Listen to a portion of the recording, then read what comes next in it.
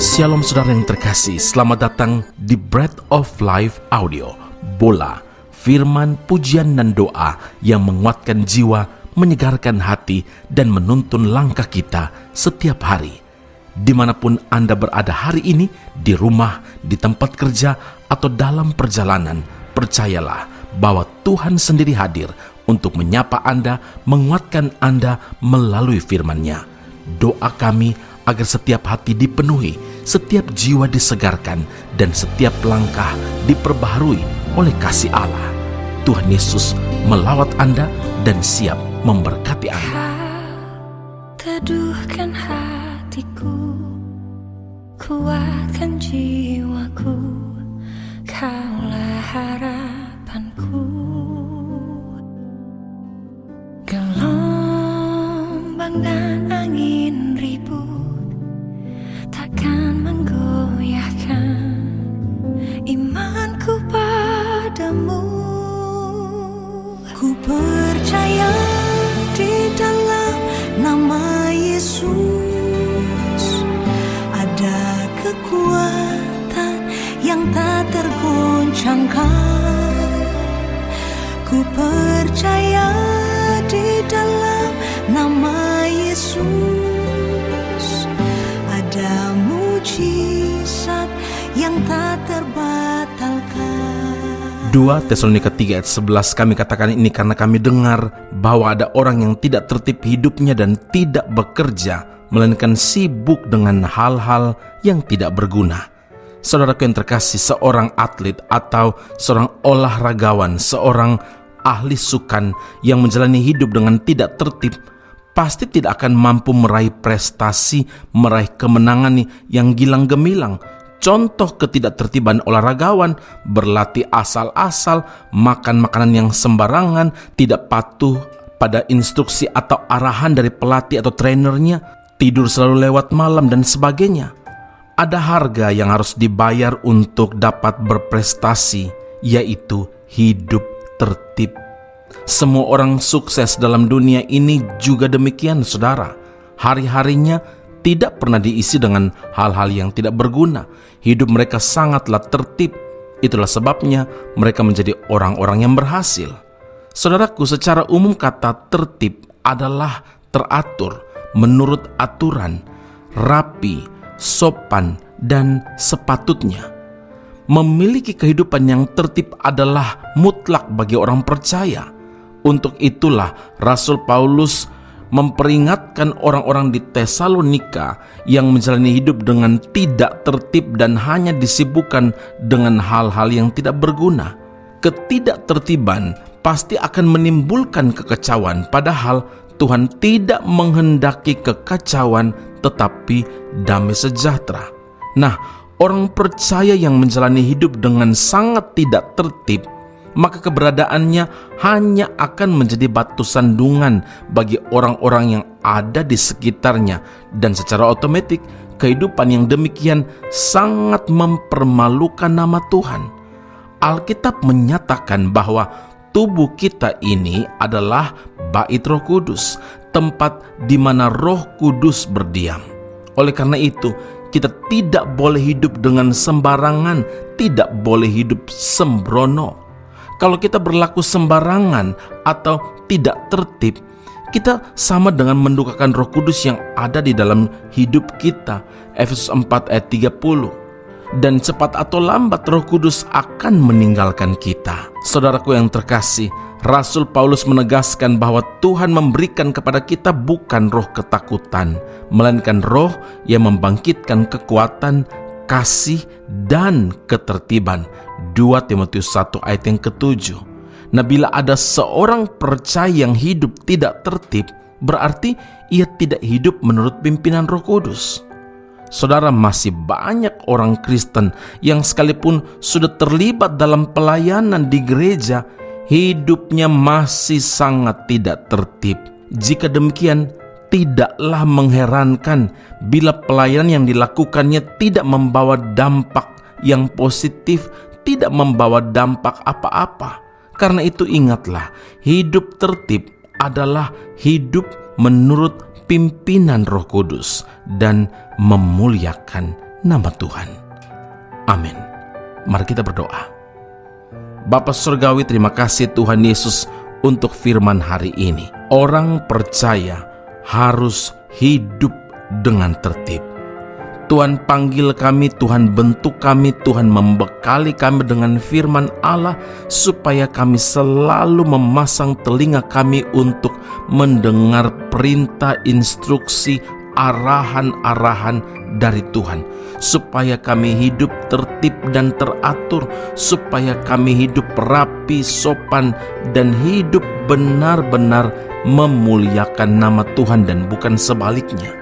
Hari ini Tuhan, ada banyak hal yang sebetulnya Tuhan izinkan terjadi dalam hidup kami, membentuk kami, membawa kami untuk lebih kuat di dalam Tuhan. Setiap ujian-ujian yang Engkau izinkan, yang membentuk kami, yang melatih iman kami, melatih setiap kehidupan kami, supaya kami lebih bergantung kepada Tuhan, lebih kuat di dalam Tuhan, punya hidup seturut pimpinan Roh Kudus. Ya Tuhan, kami yakin dan percaya ketika kami melakukan, mengamalkan firman Allah ini, maka kami tahu hidup kami tidak lagi menjadi batu sandungan.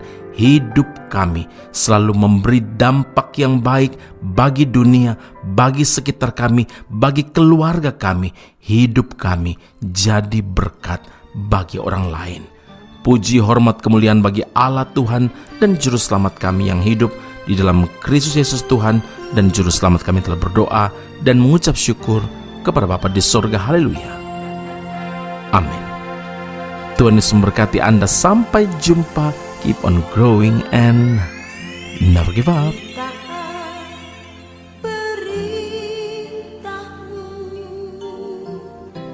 Ku sabar melakukan,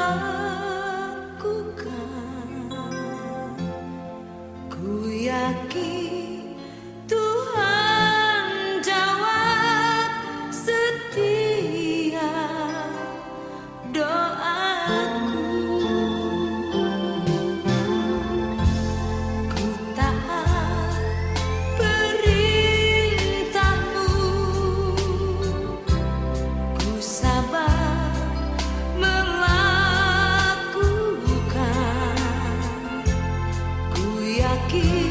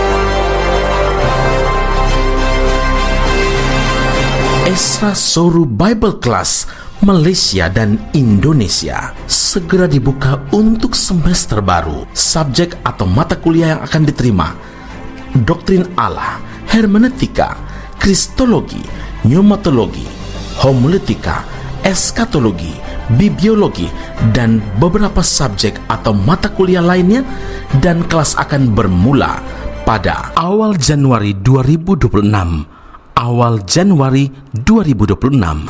Kelas akan dilakukan secara online dengan menggunakan aplikasi Zoom.